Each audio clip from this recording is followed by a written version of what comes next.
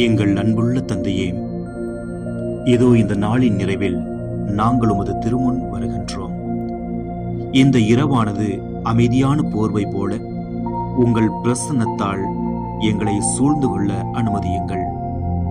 இன்றைய நாளில் உமது பிரசன்னத்தால் நிறைத்தமைக்காக நன்றி. எங்களை போஷித்தமைக்காக நன்றி. அதிகாலையிலிருந்து இந்நேரம் வரை எங்கள் கூடவே இருந்து எங்களுக்கு வழங்கிய ஆசீர்வாதங்களுக்காக நன்றி. எங்களது போக்குவரத்தில் கரம் பற்றி நடந்தமைக்காக நன்றி. பாலைவனத்தில் உள்ள உம்முடைய மக்களைப் போலவே நாங்களும் எங்கள் வாழ்வில் உமக்கெதிராக கேள்விகள் பல எழுப்பியிருக்கின்றோம். எங்கள் வாழ்க்கையின் இந்த வனாந்தர நாட்களில் நாங்கள் வாழ்ந்தபோது கடவுளாகி உம்மை சந்தேகித்திருக்கிறோம். நாங்கள் அலைந்து திரிந்தோம். அதற்காக எங்களை மன்னியுங்கள். இன்றைய நாளில் உமக்கு வருத்தம் விளைவித்தமைக்காக எங்களை மன்னியுங்கள்.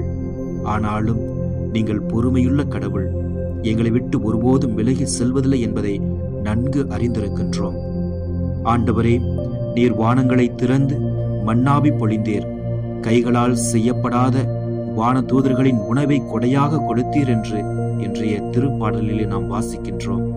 அப்பா, நீங்கள் எங்கள் வாழ்க்கையின் ஒவ்வொரு அசைவிலும் நகர்ந்து கொண்டிருக்கின்றீர். நாங்கள் அதை பார்க்காத போதும், எங்களால் அதை உணர முடியாத போதும் கூடவே நீங்கள் எங்களோடு இருக்கின்றீர்கள் என்பதை நாங்கள் நன்கு அறிகின்றோம். நீர் உமது மக்களை அவர்கள் வயிறும் நிரம்பும் வரை மன்னாவால் உணவளித்து காடைகளால் நிறைத்தது போல எங்கள் மனதின் தரிசு நிலங்களை நிரப்புவீராக.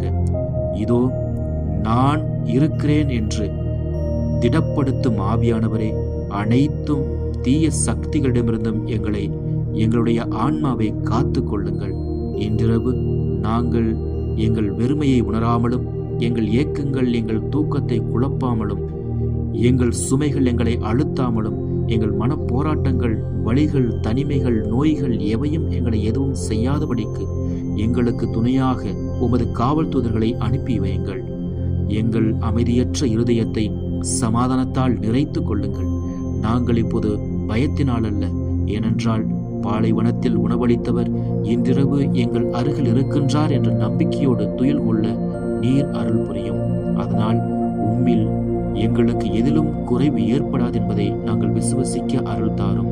எங்கள் ஆண்டவராகிய கிறிஸ்து வழியாக மன்றாடுகின்றோம்.